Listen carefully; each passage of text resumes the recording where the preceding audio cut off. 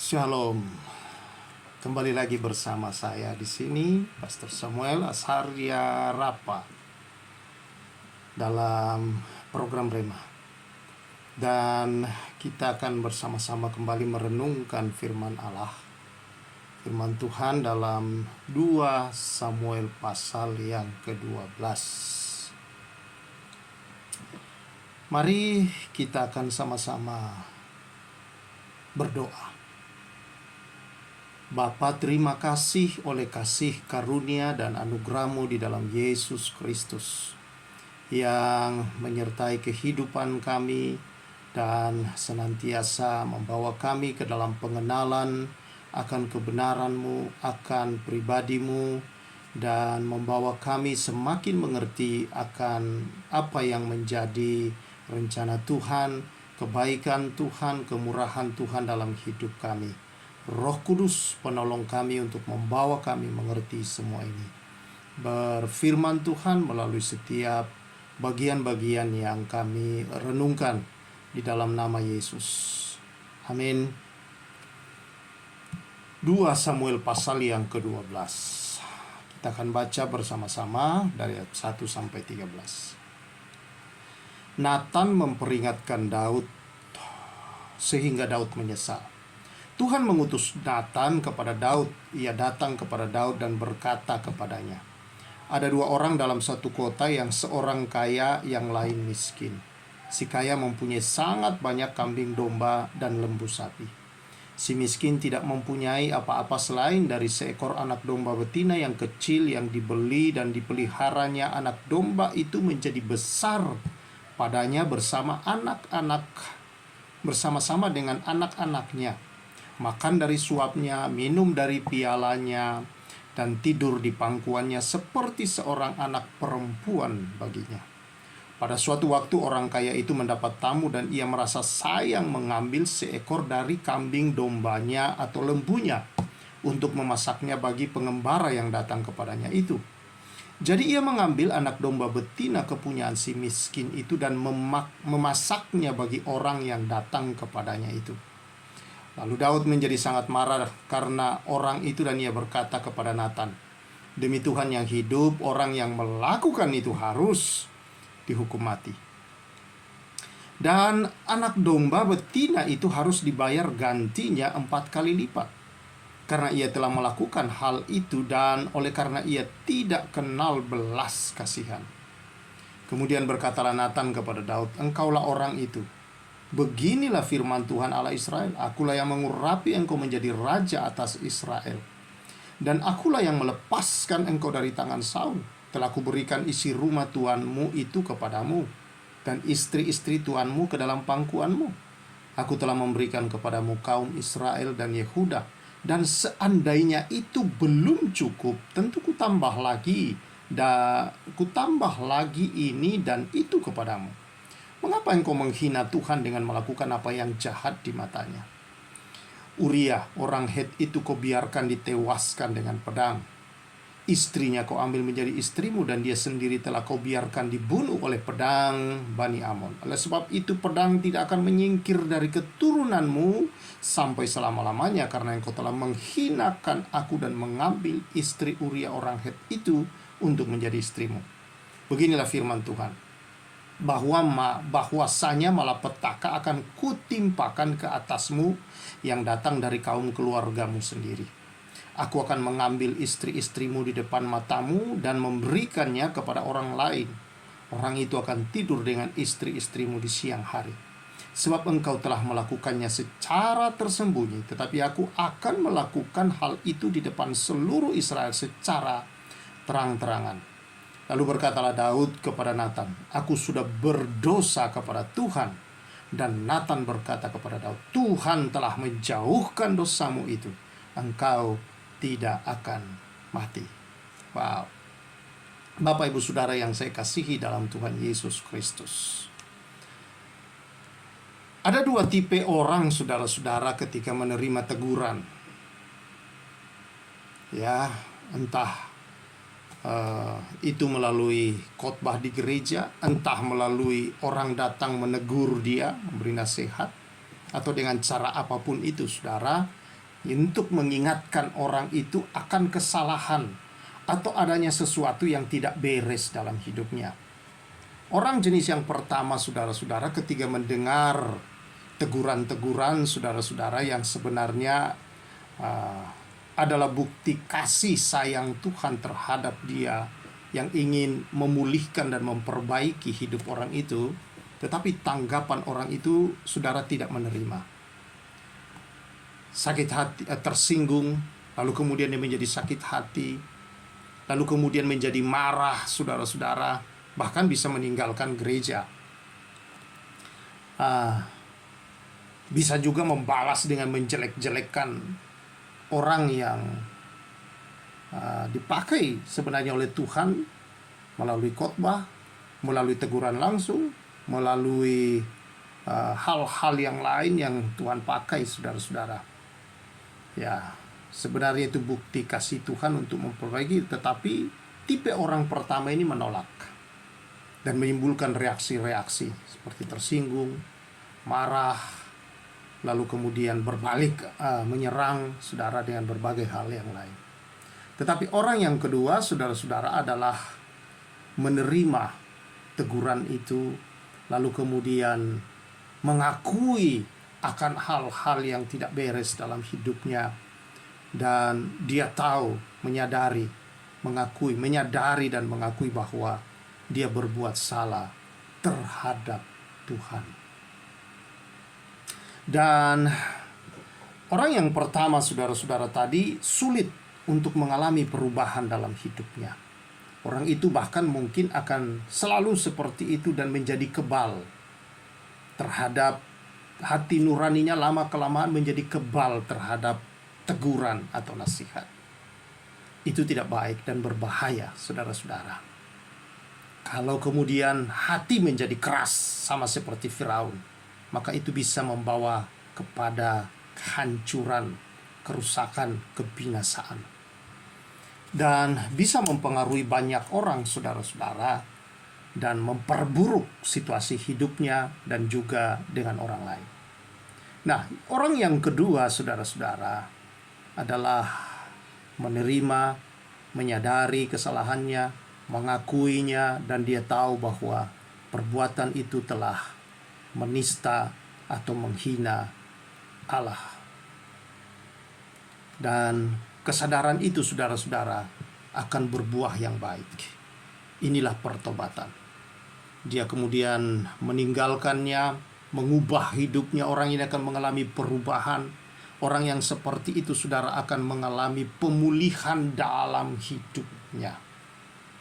Nah, inilah yang terjadi kepada Daud. Secara bijaksana Tuhan menaruh hikmat di dalam Natan, yang pada waktu itu adalah seorang yang dipakai Tuhan sebagai seorang nabi yang datang kepada Daud, saudara-saudara, untuk memperingatkan Daud bahwa dia telah berbuat salah. Bahkan di sini dikatakan berbuat jahat, menista, menghina dengan mengambil istri Uria, saudara-saudara, istri orang lain untuk menjadi istrinya, atau berzinah, saudara-saudara, berselingkuh dengan istri orang lain. Nah, apa yang terjadi, saudara-saudara? Mengapa hanya Daud disoroti? Ya, karena Daudlah yang merancang itu semua. Batseba di sini, istri Uria di sini, Batseba, tentu saja saudara-saudara juga berdosa sama seperti Daud, bersalah sama seperti Daud. Nah, saudara-saudara yang saya kasihi di dalam Tuhan Yesus, ketika Natan datang dengan sebuah kisah, maka Daud, saudara-saudara, marah.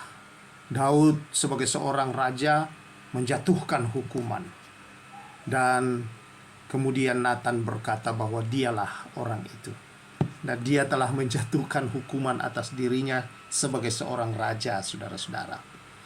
Nah, di sini kita melihat, saudara-saudara, bahwa kemudian Natan menegur bahwa apa yang dia lakukan itu adalah jahat, dan itu telah menista Tuhan dan telah menghina Tuhan.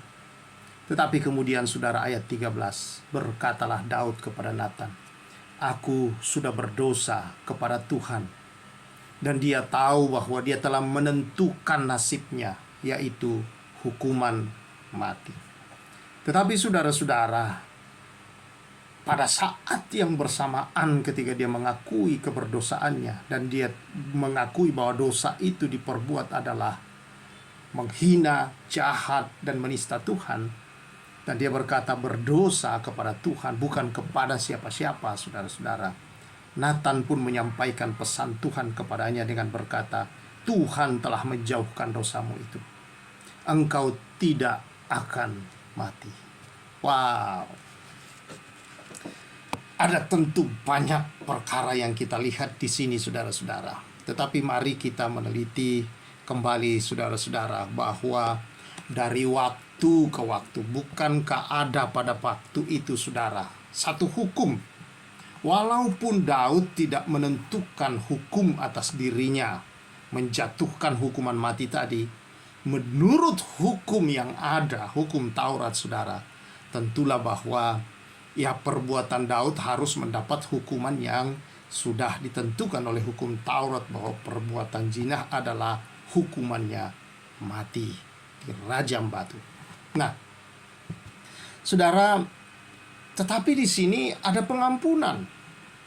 Di sini, saudara-saudara, kok terjadi sesuatu di luar daripada hukum Taurat.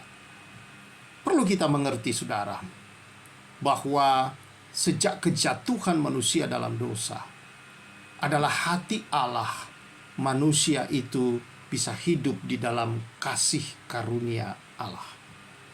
Allah tahu bahwa manusia tidak sanggup untuk bisa menebus dosanya, dirinya dari dosa. Maka saudara-saudara, hanya ada satu yang bisa membuat manusia kemudian, saudara-saudara, keluar dari dosa, ikatan dosa dan hukuman akibat dosa, yaitu maut, saudara-saudara. Karena hanya ada satu hukuman untuk dosa. Tidak ada dosa besar kecil. Dosa, saudara, hukumannya cuma satu, maut. Dan hanya satu yang bisa menghindarkan dari sana sejak awal adalah penebusan yang Tuhan berikan melalui kasih karunia. Jadi hati Allah, saudara, kita mengerti, sejak awal adalah kasih karunia. Allah ingin manusia itu hidup di bawah kasih karunia-Nya, bukan di bawah sebuah penghukuman.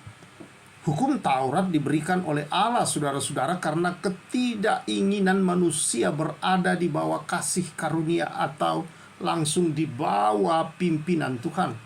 Mereka minta sebuah hukum yang mengatur mereka, dan biarlah mereka mengikuti itu. Maka Tuhan memberi itu di Gunung Sinai. Mereka menolak pemerintahan Allah langsung atas hidup mereka. Mereka mau diperintah oleh sebuah hukum dan Tuhan beri. Tetapi bukan itu tujuan Allah yang sesungguhnya. Bukan itu hati Allah. Hati Allah adalah belas kasih, kasih karunia. Dan itu terus dia tunjukkan. Salah satu di sini, saudara, adalah ketika Daud, saudara-saudara, jatuh dalam dosa yang seharusnya dia mengalami hukuman mati atas dosa-dosanya.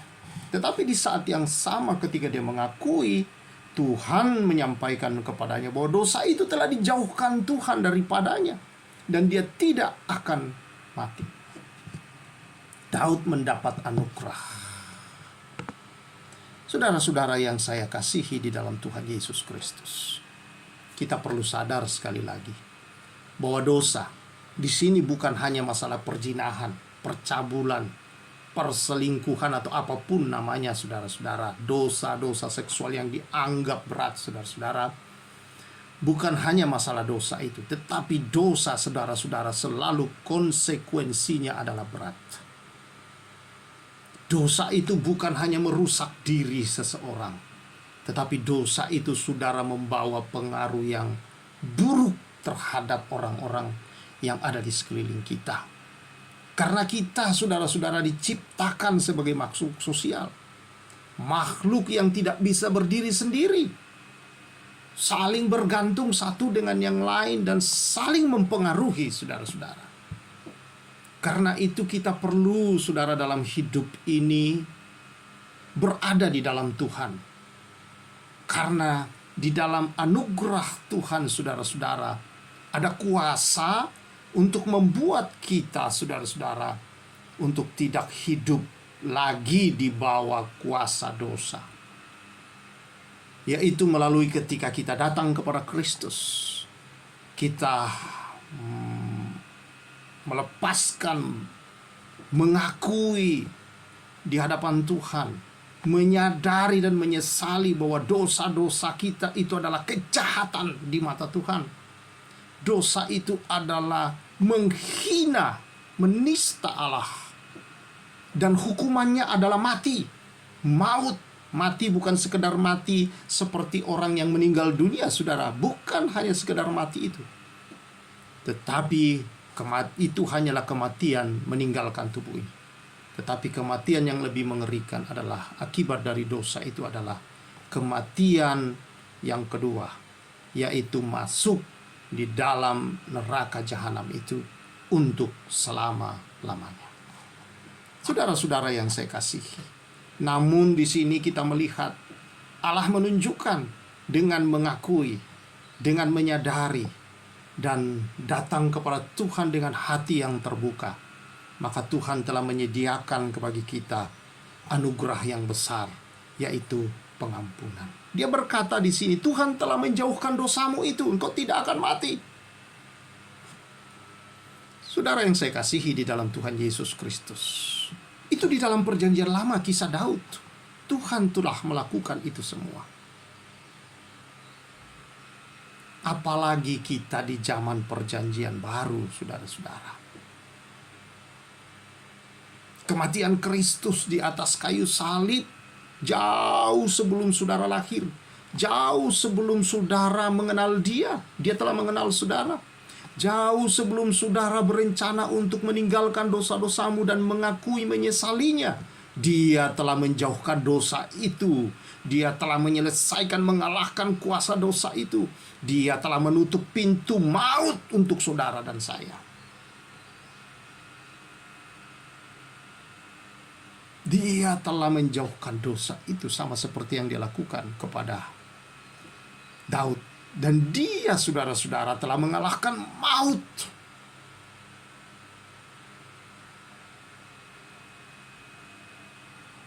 Itulah sebabnya, saudara-saudara, dalam kehidupan kita sehari-hari, kalau kita jatuh berbuat hal yang tidak baik, adalah penting dalam hidup ini untuk selalu memiliki kerendahan hati terbuka, datang kepada Tuhan. Sadari, saudara, bahwa apa yang kita lakukan itu jahat di mata Tuhan. Zina, cabul, pokoknya itu kesalahan, dosa apapun itu adalah menista atau menghina Tuhan, dan itu jahat di mata Tuhan. Tapi pengampunan tersedia atas hidup kita.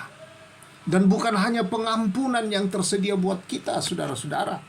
Kalau kita membaca firman Tuhan, kita bersyukur kepada Tuhan kita, saudara-saudara, bahwa firman Tuhan dalam Roma berkata demikian, demikianlah sekarang tidak ada penghukuman bagi mereka yang ada di dalam Kristus Yesus. Roh yang memberi hidup telah memerdekakan kamu dalam Kristus dari hukum dosa dan hukum maut. Sebab apa yang tidak mungkin dilakukan hukum Taurat karena tak berdaya oleh daging, telah dilakukan oleh Allah dengan jalan mengutus anaknya sendiri dalam daging, yang serupa dengan daging, yang dikuasai dosa karena dosa. Ia telah menjatuhkan hukuman atas dosa di dalam daging, supaya tuntutan hukum Taurat digenapi di dalam kita, yang tidak hidup menurut daging tetapi menurut roh. Saudara-saudara yang saya kasih dalam Tuhan, di dalam Kristus, ketika Dia menjadi Allah, menjadi manusia, maka Dia mengambil tubuh manusia sebagaimana kita, yaitu daging. Daging di sini bukan hanya berbicara daging ini, saudara, tetapi Dia berbicara tentang perbuatan-perbuatan dari daging, yaitu dosa itu sendiri, saudara-saudara. Yang saudara bisa baca banyak ayat. Contoh saya bacakan di sini, saudara-saudara, adalah Galatia pasal yang kelima. Ayat yang ke-19. Perbuatan daging telah nyata. Percabulan, kecemaran, hawa nafsu, penyembahan berhala, menyembah patung-patung, jimat-jimat, opo-opo, semua barang-barang yang kita pikir punya kekuatan menolong kita di luar daripada Yesus. Sihir, ya, meramal-meramal, ya, sio-sio, horoskop, saudara-saudara, ya. Lalu perseteruan, perselisihan, iri hati, amarah, kepentingan diri sendiri, percideraan, roh pemecah, kedengkian, kemabukan. Nah, yang suka mabuk nih, pesta pora, pesta-pesta, dan banyak lagi dan sebagainya. Terhadap semuanya itu kuperingatkan kamu seperti yang telah kubuat dahulu, bahwa barang siapa melakukan hal-hal demikian, ia tidak mendapat bagian di dalam kerajaan Allah. Ini jelas buat kita, saudara. Dosa-dosa ini, saudara, yang telah sepertinya, saudara-saudara, ya, perbuatan daging ini telah dikalahkan oleh Yesus ketika dia datang, dianiaya, dicambuk, dilukai, dipaku di atas salib, dihina, diludahi, diberi mahkota duri, saudara-saudara. Tetapi firman Tuhan berkata, sesungguhnya dosa kitalah yang dipikulnya, ditimpakan kepadanya, sengsara kita, penyakit kita, derita kita, saudara. Segala kegalauan hidupmu itu, saudara, stresmu, semua perkara-perkara yang tidak baik kau anggap dalam hidupmu, kejahatanmu, dosamu, pemberontakanmu, ketidakadilanmu, ketidaksetiaanmu, semua, saudara-saudara, penentangan terhadap kebenaran Allah, saudara-saudara, kesesatanmu, engkau memilih jalanmu sendiri, saudara-saudara, engkau mengalami deritamu, dan semua dosa, pemberontakan, kejahatan, itulah yang ditimpakan kepada Yesus, diselesaikan di dalam daging. Dia yang tidak berdosa, tubuhnya tidak mengandung dosa, tapi dibuat jadi dosa, supaya di dalam tubuh yang tak berdosa itu dosa dihukum di dalamnya, saudara, dan selesai. Lalu dia berkata, sudah selesai. Maka di sanalah dikatakan oleh Nathan, dosamu itu sudah dijauhkan dan engkau tidak akan mati. Dosa selesai berarti penghukuman atas penghukuman, yaitu kematian kekal juga tidak lagi berlaku, saudara-saudara yang saya kasihi dalam Tuhan. Inilah, saudara, anugerah kasih karunia, inilah hati Allah, inilah, saudara-saudara, yang tujuan Allah, saudara, dari awal kejatuhan manusia. Hanya ada satu tujuan Allah, menjadi manusia, menebus kita. Lalu setelah menebus kita, saudara, tidak meninggalkan kita begitu saja, tapi menaruh kuasa kehidupan itu, kuasa kemenangan atas dosa dan maut itu, dia taruh di dalam kita dengan memberikan Roh Kudus-Nya. Dan Roh Kudus ini memampukan kita untuk berkata tidak pada dosa. Roh Kudus ini selalu mengarahkan hidup kita, memuliakan Kristus, untuk selalu menyatakan kebenaran Kristus dimanapun kita berada. Bahwa Roh yang membangkitkan Kristus dari antara orang mati, Roh itu ada di dalam kita, yang akan membangkitkan tubuh kita yang fana. Artinya tubuh kita ini yang biasa, saudara-saudara, dipakai oleh dosa, Roh itu memampukannya untuk menolak dosa, saudara, untuk tidak tinggal dan tidak lagi melakukan dosa, tetapi melakukan kehendak dan kebenaran Allah, dengan membawa pikiran kita fokus selalu kepada kehendak dan kebenaran Allah. Inilah anugerah yang besar, saudara-saudara, buat kita. Jangan dilupakan bahwa menyadari, saudara-saudara, keadaan kita, datang pada Tuhan, mengakui dosa itu, saudara, itu membawa pemulihan dalam kehidupan ini.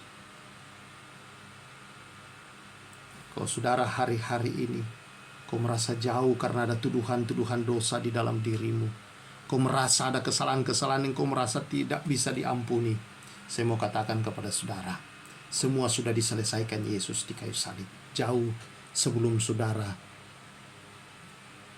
berbuat dosa dan lahir ke dalam dunia, Yesus sudah mengalahkan dosa dan maut. Pengampunan telah tersedia, anugerah telah Dia berikan. Ayo, datang, alami, dan hidup di dalam anugerah itu. Itu sebabnya ketika seorang perempuan dibawa oleh orang-orang Yahudi, para pemimpin agama Yahudi kepada Yesus karena kedapatan berzina. Mereka berkata, hukum Musa berkata, hukum Taurat berkata bahwa perempuan ini harus dilempar batu. Apa yang Yesus lakukan, saudara? Yesus berkata dengan sederhana, siapa yang tak berdosa, silakan lempar batu pertama. Satu persatu mereka meninggalkan perempuan itu. Lalu apa kata Yesus kepada perempuan? Di mana mereka semua? Pergi. Tidak ada yang melempar batu kepadamu. Kira-kira demikian, saudara. Tidak ada, Tuhan. Yesus berkata apa? Aku pun tidak akan menghukum engkau. Tapi pergilah dengan selamat. Jangan berbuat dosa lagi.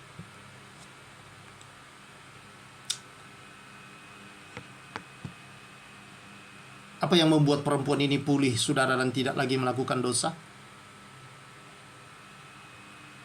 Apakah kata-kata Yesus jangan berbuat dosa lagi?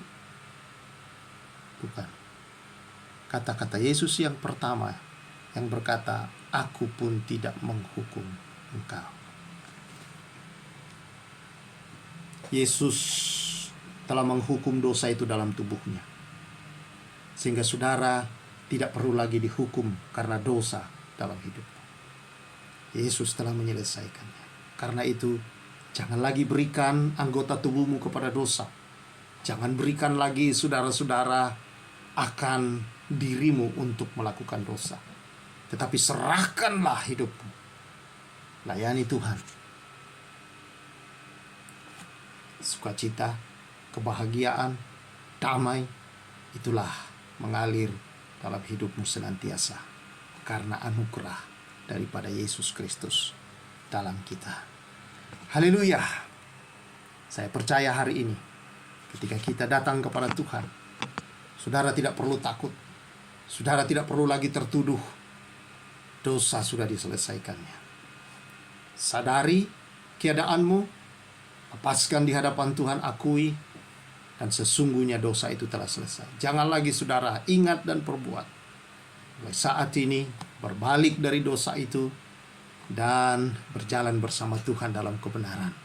Bahwa engkau adalah manusia yang baru.